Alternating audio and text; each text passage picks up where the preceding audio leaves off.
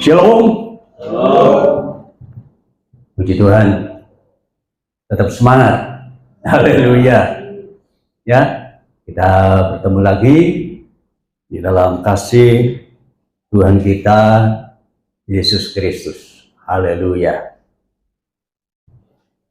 Nah, saudara, baik, dalam kesempatan hari ini saya ingin sampaikan firman Allah dengan satu tema hidup di dalam kebahagiaan. Haleluya. Nah, saudara, hari ini saudara bahagia? Kok lemes gitu ya saya? Saudara bahagia? Haleluya. Saudara, apanya yang dimaksudkan bahagia itu, saudara ya? Ya, kita kadang-kadang menyanyi soal bahagia, ya.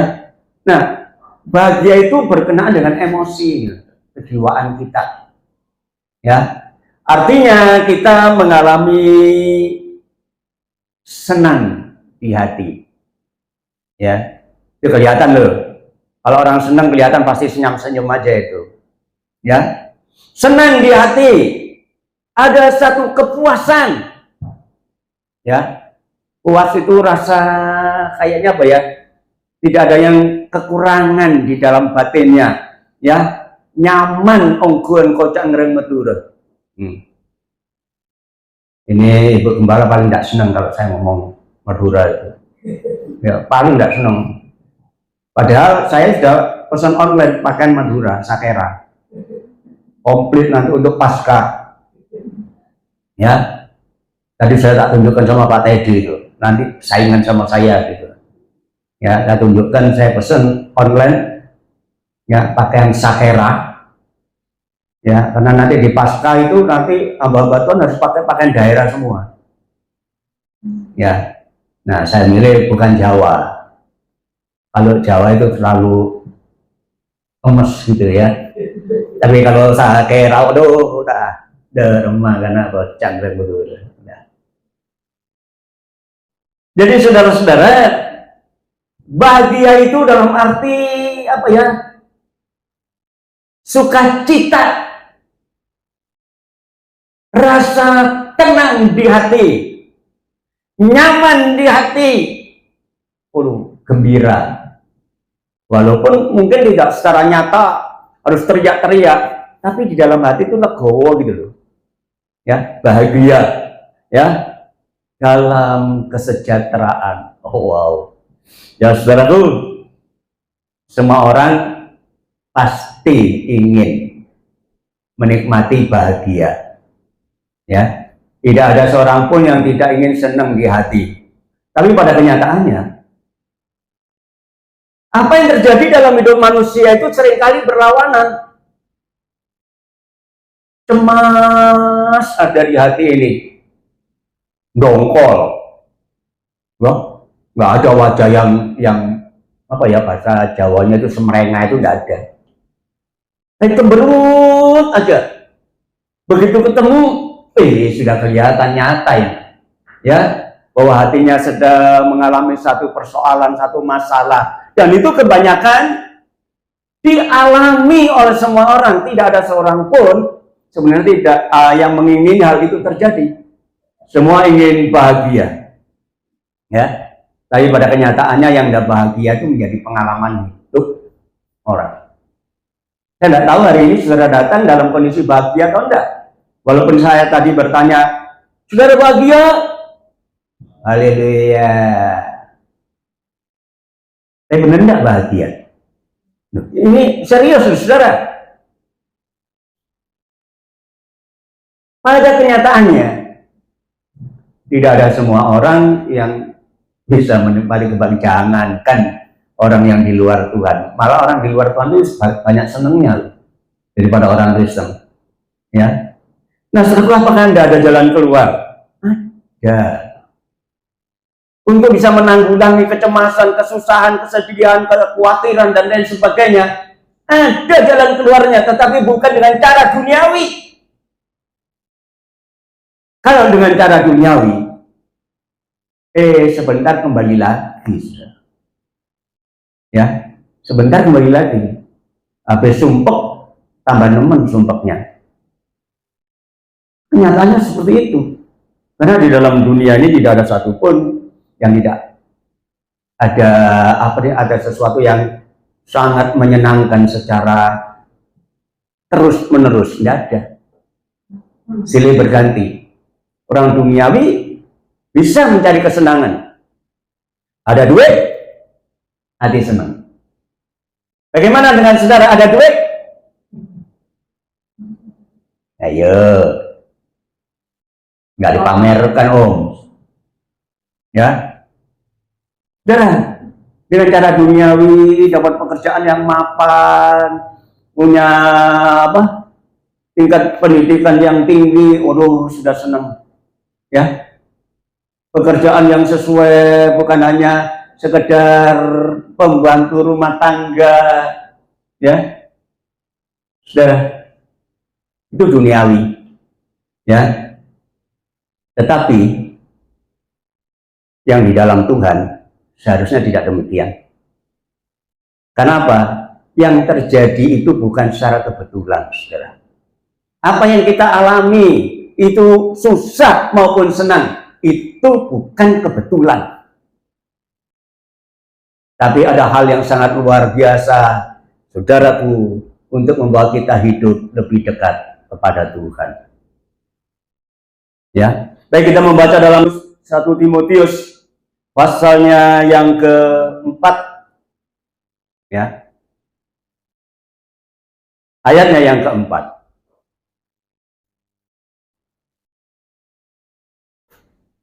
Saudara, secara itu saya katakan bukan secara kebetulan. Karena semua yang diciptakan Allah itu baik. Tidak ada satupun yang haram jika diterima dengan ucapan syukur. Nah, ini saudara kuncinya, mengucap syukur.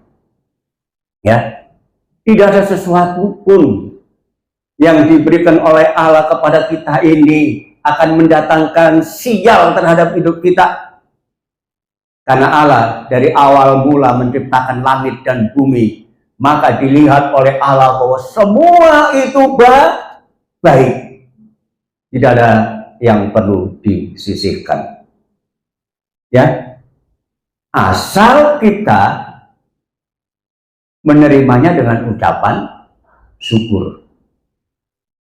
Nah, ada enggak di antara kita tiap hari bersyukur? Bersyukur ada. Ya, bangun pagi langsung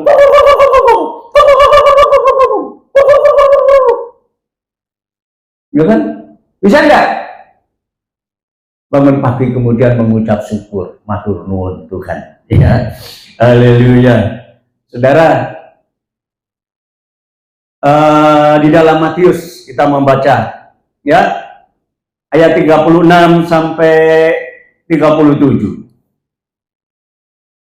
Sesudah itu Yesus mengambil ke-7 roti dan ikan-ikan itu, lalu dia mengucap syukur. Ini Tuhan mendidik kita, memberikan contoh kepada kita di dalam segala hal harus tetap mengucap syukur. Nah, orang-orang berbondong-bondong mengikut Yesus untuk mendengarkan firman-Nya. Nah, tiba-tiba muridnya bilang, "Guru, dari mana kita dapat makan ya? Orang sebanyak ini mereka kelaparan semua." Itu hebat ya saudara ya. Ikut Yesus sampai lupa makan. Kalau kita kan enggak ya. Makannya dulu, baru kebagian. Andai kata masaknya belum selesai, enggak jadi ibadahnya. Tunggu masakan. Ya kan? Mau ibadah, karena enggak punya duit, ada pesanan. Pesanannya dulu, baru ibadahnya. Padahal ibadah selesai. Saudara, Tuhan mendidik kita, mengajar kita dalam segala perkara sekecil apapun. Kita harus mengucap syukur. Dari mana Tuhan? Tuhan, ini mereka makan, mereka lapar semua. Wow. Jaga gini aja, ada berapa ketul roti padamu? Gak ada. Ini cuma ada 5 ketul roti, 2 ekor ikan. Punya anak lagi. Coba, tega enggak? Anak kecil satu-satunya yang membawa 5 ketul roti, 2 ekor ikan untuk dimakan sendiri sebenarnya. Tapi Tuhan bilang apa? Bawa kemari. Nah, untungnya si anak ini kok enggak mempertahankan. Coba kalau anak itu bilang, enggak, ini makanan saya, ini milik saya. Oh, habis. Tapi anak itu memberikan.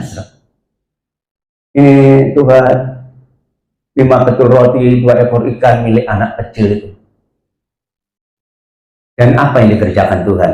Dia terima, tapi enggak langsung bagi. Dia mendidik kita mengucap syukur.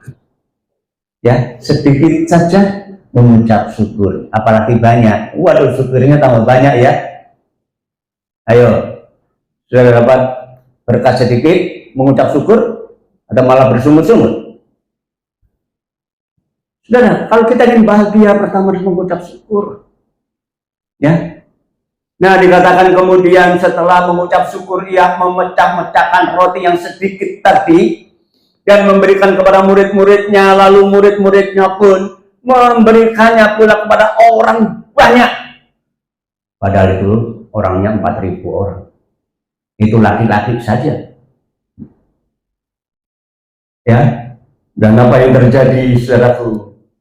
Dan semuanya, mereka semuanya makan sampai kenyang. Kemudian setelah dikumpulkan, masih ada potongan-potongan roti yang sisa 7 bakul penuh. Saudara, ini bukan cerita bohong. Ini bukan dongeng sebelum tidur. Tapi ini benar-benar kenyataan peristiwa yang dikerjakan oleh Tuhan untuk mendidik kita. Supaya kita bisa memiliki kebahagiaan di dalam hidup ini. Hidup harus dipenuhi dengan rasa ucapan syukur. Jangan ngomel aja, saudara. Tidak ada hari tanpa ngomel. Bangun pagi ku terus ngomel. Habis ngomel ku terus ngambek. Ayo, pengalamannya siapa ini? Sampai yang dengar aja bosan. Radio di setel terus, tiap hari berdering. Yo, bagaimana kita bisa bahagia dalam hidup ini kalau hidup ini ada diisi dengan kesakitan, dengan kedongkolan, dengan kejengkelan, apapun. Sudah harus kita mengucap syukur. Ya, iri hati dan lain sebagainya. Hatinya tidak pernah mengucap syukur. Tuh. Hidup ini harus dipenuhi dengan urusan ucapan syukur. Lihat waktu Tuhan Yesus hanya mengambil 5 ketul, 2 ekor ikan, makan 5.000 orang sampai kenyang. Dan itu pun masih sisa 7 bakul. Ya, masih sisa.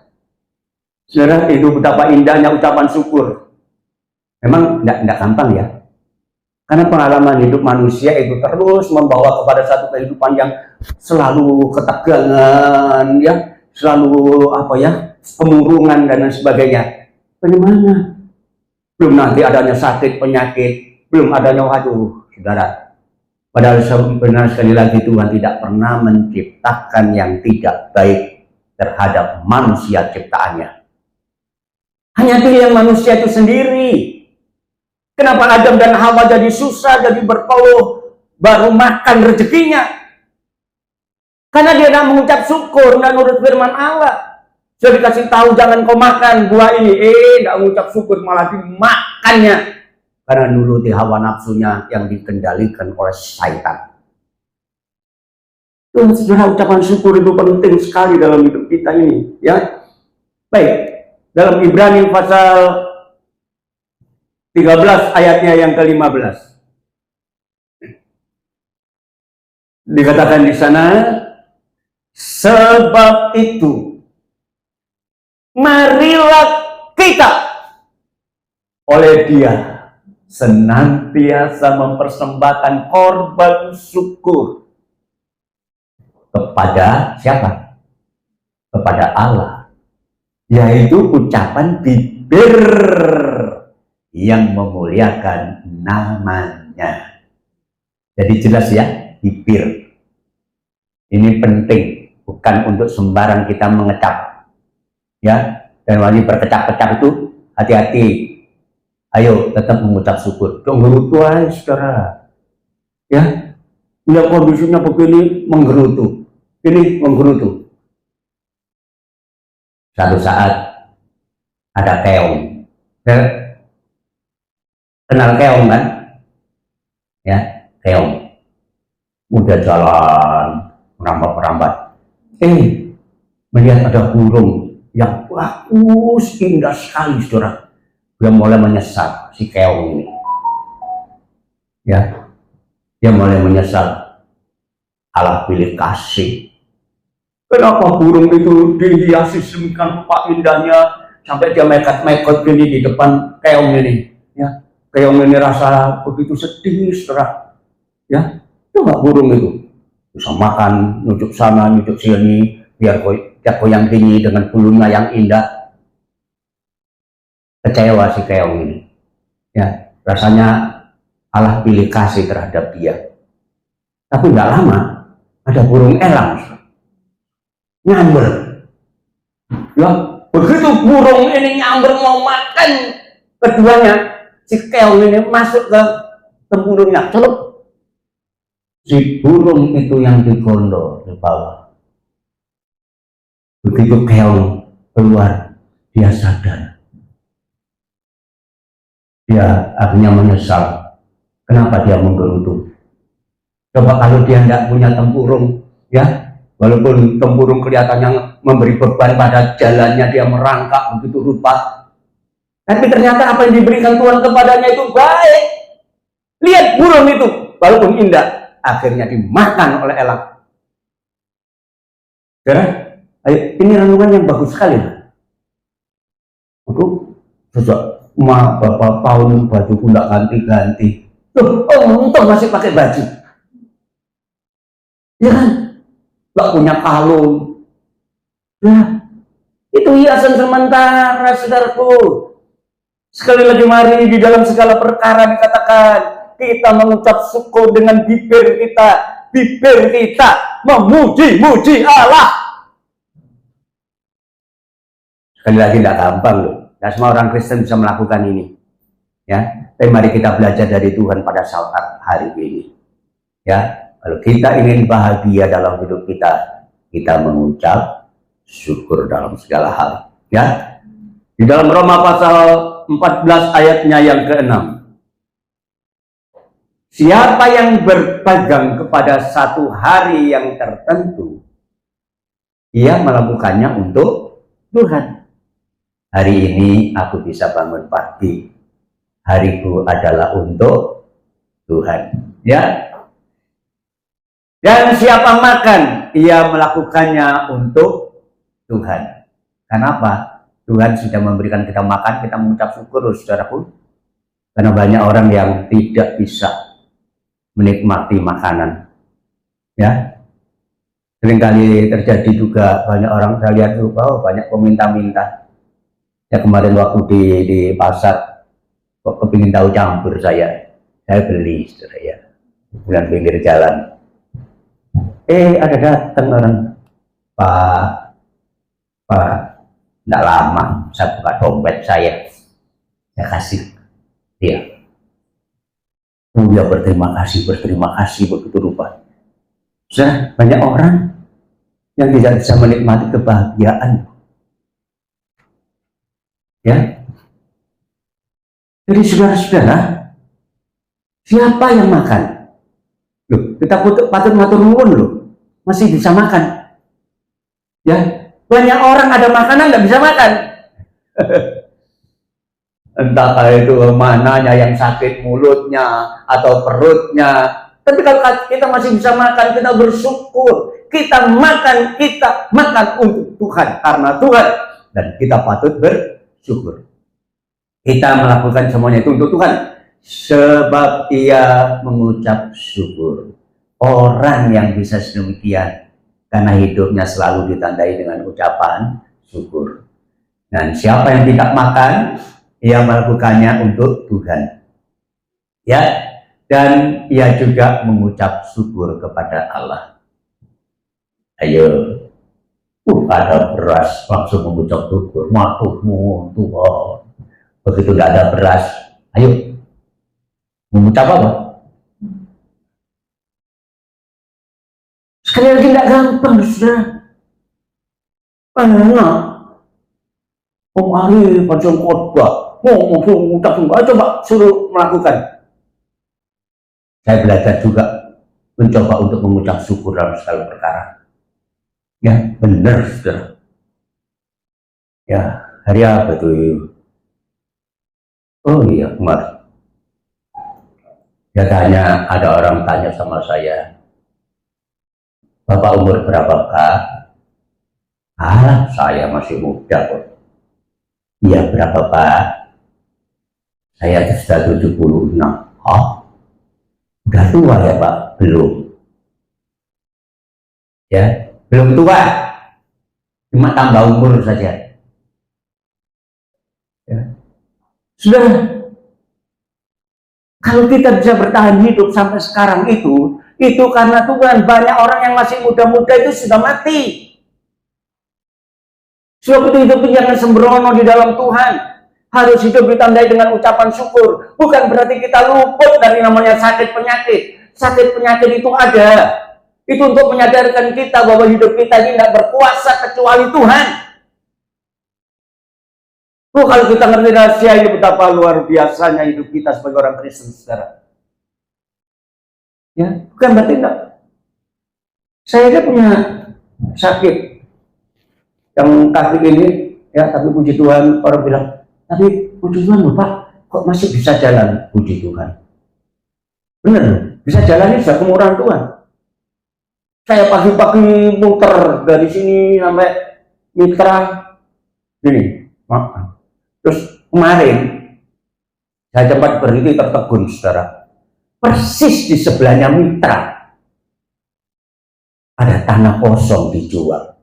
Mikir saya, merenung saya kalau berdoa kira-kira ada orang datang enggak ya? Terus orang, ada Bapak? Pasti saya jawab, ini lo dijual. Sebenarnya saya kepingin beli. Maunya untuk apa? Untuk gereja. Nggak usah Pak, langsung saya bayar. Mimpi saya, saudara. Karena setiap jalan itu selalu ada tanah kosong dibangun gitu. Waduh, kalau gereja pindah di Mer itu atau di Jalan Kenjeran gitu, luar biasa, saudara ya. Benar itu, di sebelahnya Mitra persis, sebelah timurnya ya. Tanah dijual berapa ribu meter itu. Waduh. Wih, kalau untuk gereja, puji Tuhan ya, mimpi yang baik. Ya, benar saudara. Saya selalu kalau jalan itu mesti lihat tanah-tanah kosong itu. Ya, banyak.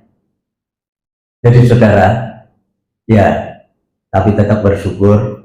Ya, tapi siapa tahu nanti kebetulan Tuhan juga kasih berat, ya kasih berkat, ya. Ayo pindah ke sana, boyong. Kita pindah di sana. Jadi saudara, sekali lagi, siapapun yang melakukan segala sesuatu hendaklah ditandai dengan ucapan syukur. Jangan mencucut aja, saudara. Hilang gantengnya, hilang ayune. Iya kan? Nah, kalau hari-hari mau mencucut, rumah tangga tidak ditandai dengan tamborin, tapi dengan piring terbang. Wer. Haleluya. Nah, saudara, sekali lagi, bukti orang hidup yang berbahagia itu selalu ditandai dengan ucapan syukur. Ya, saudara, walaupun masih muda, ya belum punya suami, belum punya istri, jangan menggerutu. Kok lama ya Tuhan, saya nggak punya suami. Kok lama ya Tuhan, saya belum punya pacar. Tuhan pasti kasih yang terbaik untuk saudara. Ya, sabar. Yang belum punya pekerjaan, oh Tuhan, hari kita mengucap syukur. Terima kasih Tuhan. Ya, sekali lagi saudara, hidup harus ditandai ucapan syukur. Matur nuwun datang Gusti. Ya, itu bukti bahwa kita bahagia.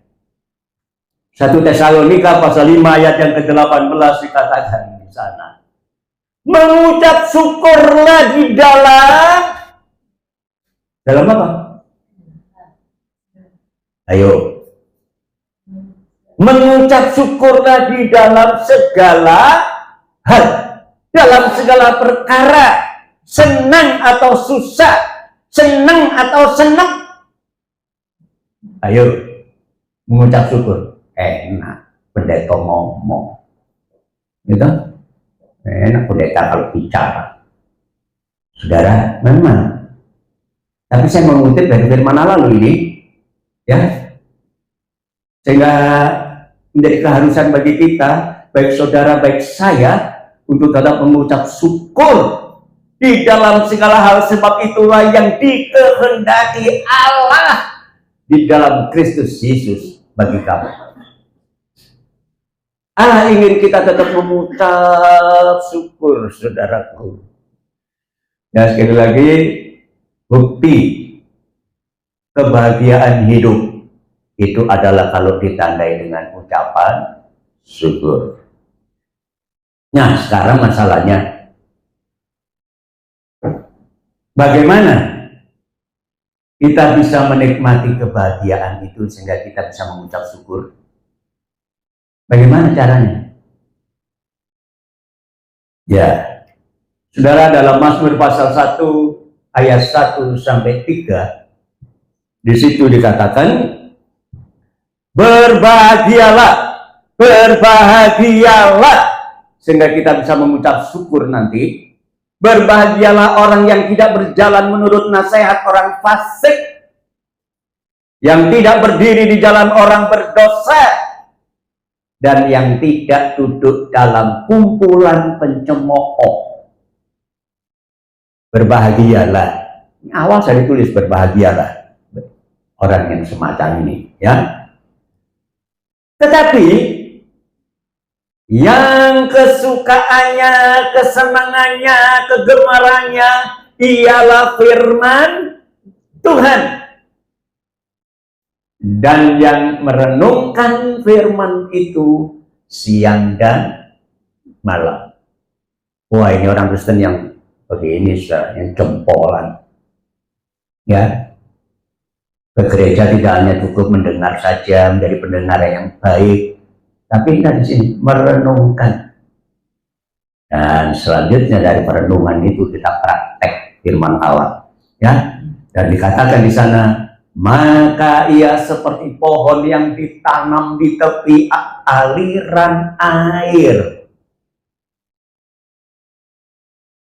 yang menghasilkan buahnya pada musimnya, dan yang tidak pernah layu daunnya, dan apa saja yang diperbuatnya pasti berhasil. Saudara ingin gagal atau berhasil? Ayo, tadi itu kan ragu-ragu kan? Ingin gagal atau ingin berhasil? Yang itu kuncinya. Berbahagialah. Ya. Yang pertama dikatakan pola hidup. Ya. Tadi dikatakan dalam Mazmur pasal 1 ayat yang pertama tadi, bahwa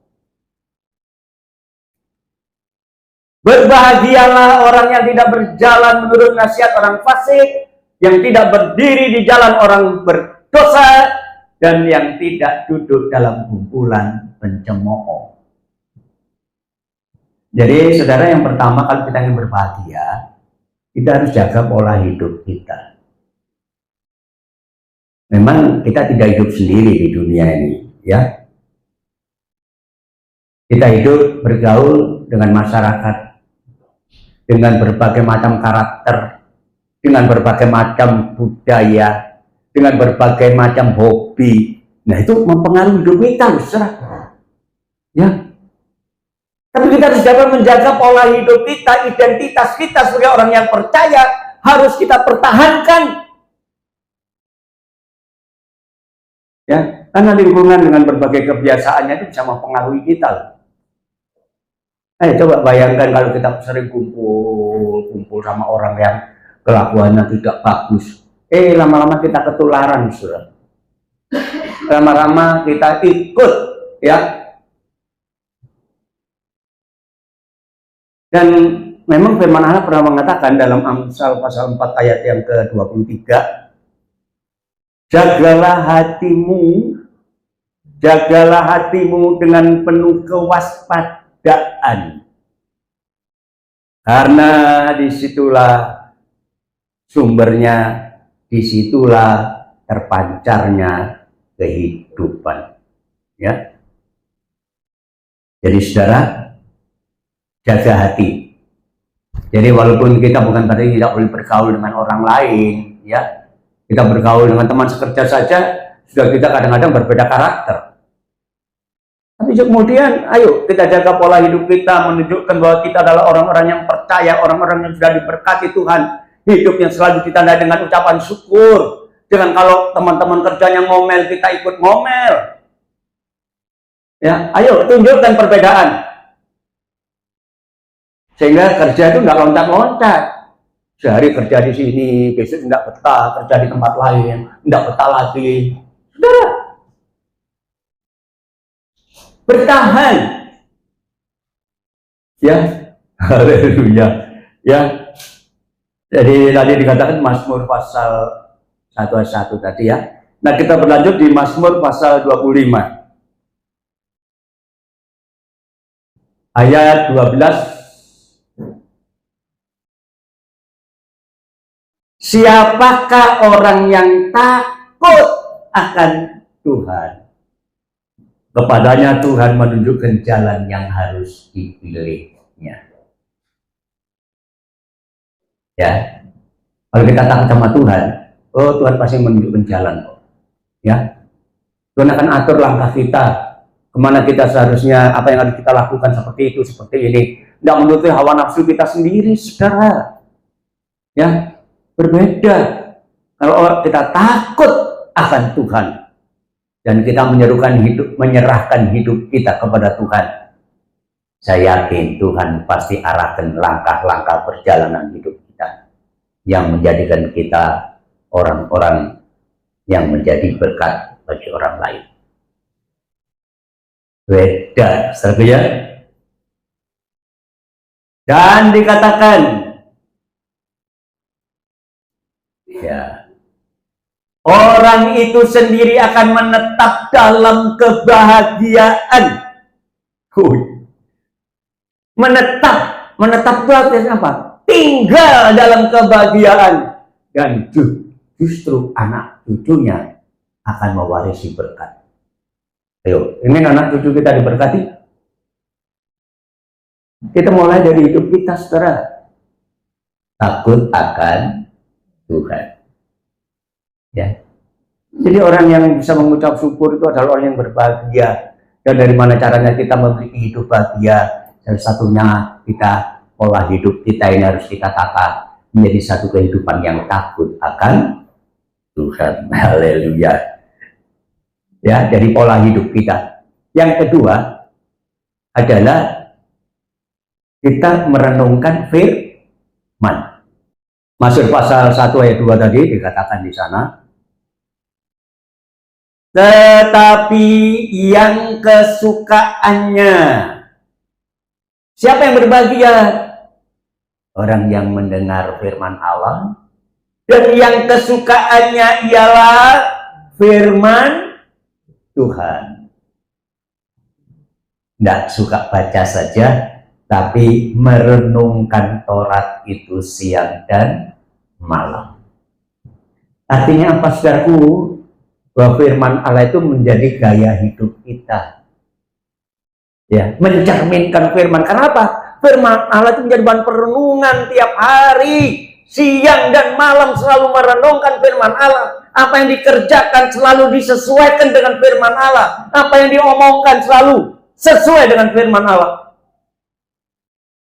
Dan itulah orang yang paling bahagia. Merenungkan firman itu siang dan malam. Tuhan Yesus pernah mengatakan di dalam Lukas pasal 11 ayat yang ke-28. Tetapi ia berkata, yang berbahagia ialah mereka yang mendengarkan firman Allah dan yang memeliharanya. Memeliharanya itu menjadi bagian dalam hidup kita, artinya jangan sampai lepas itu firman. Karena dipelihara kan jangan sampai lepas. Ya. Jadi yang berbahagia orang yang tidak cukup mendengar saja. Banyak orang loh senang mendengar firman Allah. Ya, kalau di sekolah saja, kalau guru agama ngajar tentang firman Allah pasti dengar. Tapi apa kira-kira hanya cukup mendengar terus hafal? Waktu ulangan atau ujian bisa jawab? Bukan itu, Ustaz. Tapi firman Allah itu menjadi bagian hidupnya yang mengendalikan cara hidupnya. Sehingga apapun yang dikerjakan sesuai dengan firman-Nya. Ya, haleluya. Amsal pasal 29 ayat yang ke-18. Karena rugi saudara kalau tidak ada firman Allah, ya. Bila tidak ada wahyu, bila tidak ada firman, menjadi liarlah rakyat, menjadi umbaran. Coba kalau anak-anak kita tidak kita ajak ke gereja, ya, tidak dianjurkan, ayo pergi sekolah minggu, ayo, anak itu akan jadi liar. Tapi berbahagialah orang yang berpegang kepada hukum. Oke saudaraku, mari kita gunakan hidup kita untuk tetap menjadi satu kehidupan yang berbahagia, sehingga kita dapat mengucap syukur dalam segala hal. Ya, pola hidup kita harus kita jaga. Ya, kemudian merenungkan firman itu. Kita suka akan firman, tetapi tidak hanya suka saja, suka membaca, suka mendengar, tapi nggak ngefek. Bukan itu. Tapi firman Allah itu kita renungkan dan selanjutnya kita praktekkan firman itu, ya. Dan yang ketiga dikatakan adalah melakukan firman. Melakukan itu artinya bertindak cocok seperti firman. Itu melakukan, ya. Yakobus pasal 1 ayat yang ke-25. Tetapi barang siapa meneliti hukum yang sempurna, yaitu hukum yang memerdekakan orang, dan ia bertekun di dalam firman itu.